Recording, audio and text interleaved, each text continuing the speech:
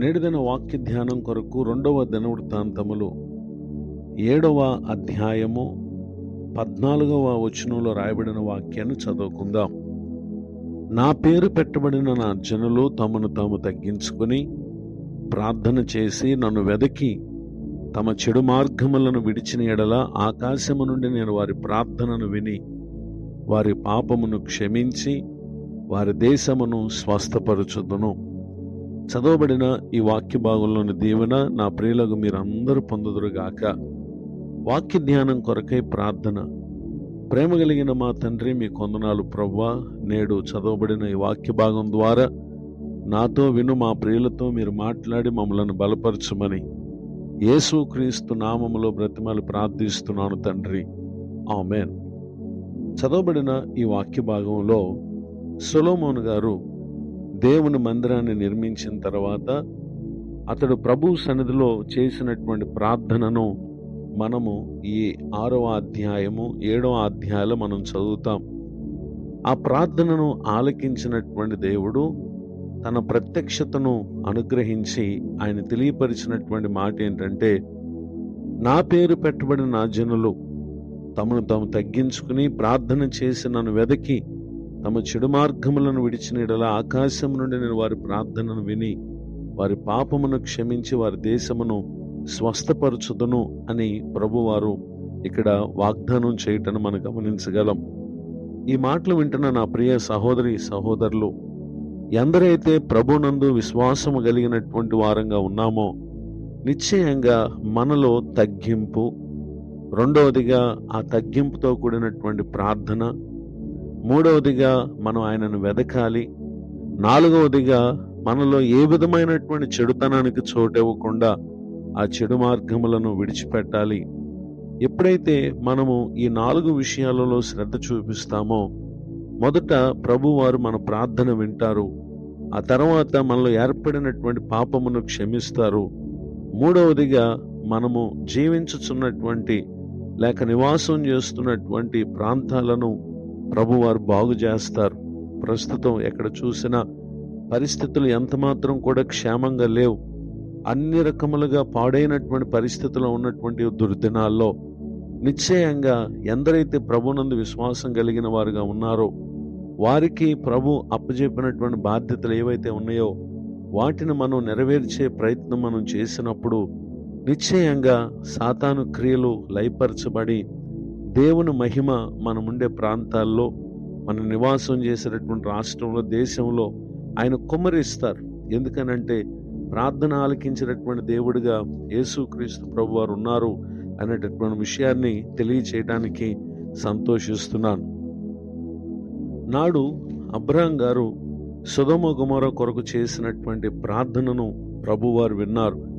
ఆదికాండము 18వ అధ్యాయము 21వ వచనంలో, నేను దిగిపోయి నా యొద్దకు వచ్చిన ఆ మొర్ర చొప్పుననే వారు సంపూర్ణముగా చేసిరో లేదో చూచెదను, చెయ్యని ఎడల నేను తెలుసుకొందును అని చెప్పి ప్రభువారు గమనించి ఆ చోటికి ఆయన పంపినటువంటి మనుషులు సొదొమ గొమొర్రాకు వెళ్ళారు.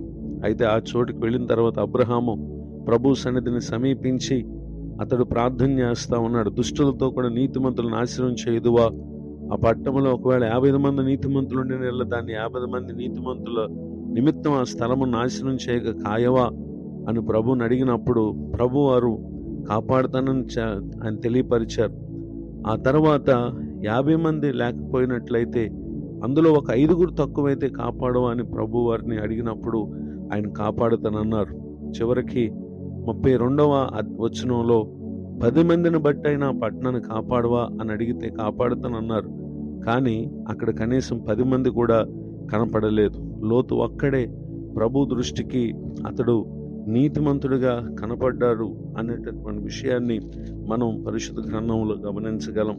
ఆ విషయాన్ని గురించి పేతురు భక్తుడు తను రాసినటువంటి పత్రికల్లో 2వ పత్రిక 2వ అధ్యాయము 7వ వచనంలో, దుర్మార్గుల కామ వికారయుక్తమైన నడవడి చేత బహు బాధపడిన నీతిమంతుడగు లోతును తప్పించెను అనేటటువంటి విషయాన్ని మనం అక్కడ చూస్తూ ఉన్నాం. నిజమే, ఆ స్థలమందు కనీసం 10 మంది కూడా కనపడలేదు. ఆ కారణాన్ని బట్టి ఆ పట్టణానికి నాశనం కలిగినటువంటి విషయాన్ని మనం అక్కడ గమనించగలం. ఈ మాటలు వింటున్నటువంటి నా ప్రియ సహోదరి సహోదరులు, మన కుటుంబంలో మనము ఉన్నవారందరూ కూడా దేవుని వాక్యం మనకు నేర్పిన విధముగా ప్రార్థన చేస్తే, ఒకటి మన కుటుంబం తప్పింపబడుతుంది. మనలాంటి అనేక కుటుంబాల కొరకు మనం ప్రార్థన చేస్తే నిశ్చయంగా మనం నివాసం చేసేటటువంటి ప్రాంతాన్ని ప్రభువారు ఆయన కాపాడుతారు.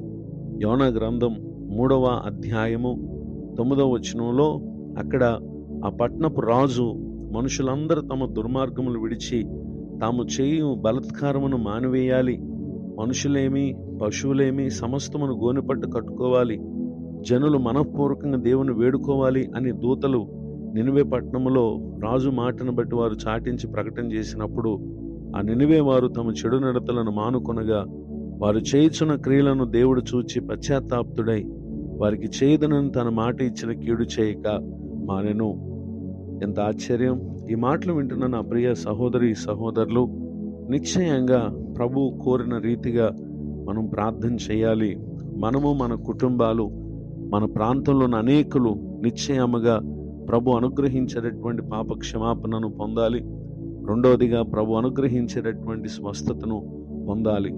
ఎంతకాలం ఈ లోకంలో బ్రతికినా వాక్యానుసారమైనటువంటి జీవితాన్ని జీవించి మన ఆత్మలు దేవుని రాజ్యాన్ని చేరేవుగా సిద్ధపడాలి. ఇటు బాధ్యతను మనము గుర్తించి విశ్వాసముతో ప్రభువు సన్నిధిని ప్రార్థించుట యందు శ్రద్ధ నిలిపి ప్రభు అనుగ్రహించేటటువంటి మేలులు పొంది మన ద్వారా అనేకులు మేలులు పొందుటకు సాక్షులుగా జీవించడానికి పరిశుద్ధాత్మ దేవుడి మాటల చేత మన అందరిని బలపరిచి నడిపించునుగాక. ఆమేన్. ప్రార్థన. ప్రేమ కలిగిన మా తండ్రి, మీ వందనాలు.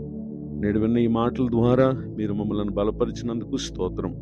దైవజనులను, వారి కుటుంబాన్ని, సేవా పరిచయం దీవించండి. కృంగిన వారిని, దుఃఖితులను, వేదనలో ఉన్న వారిని ఆదరించండి. ఈరోజు నూతన సంవత్సర దయాకిరీటాన్ని ఎంతమంది అయితే పొంది ఉన్నారో వారందరిని ఆశీర్వదించండి. మా ముందున్నటువంటి జీవిత దినాల్లో ప్రార్థించి మీ యొద్ద నుండి మేలులు పొంది నీ సాక్షుల వర్ధలు కృప దయచేయమని యేసుక్రీస్తు నామములో ప్రార్థిస్తున్నాను తండ్రి. ఆమేన్. తండ్రి, కుమార, పరిశుద్ధాత్మ దేవుడితోటి నడిపించునుగాక. ఆమేన్.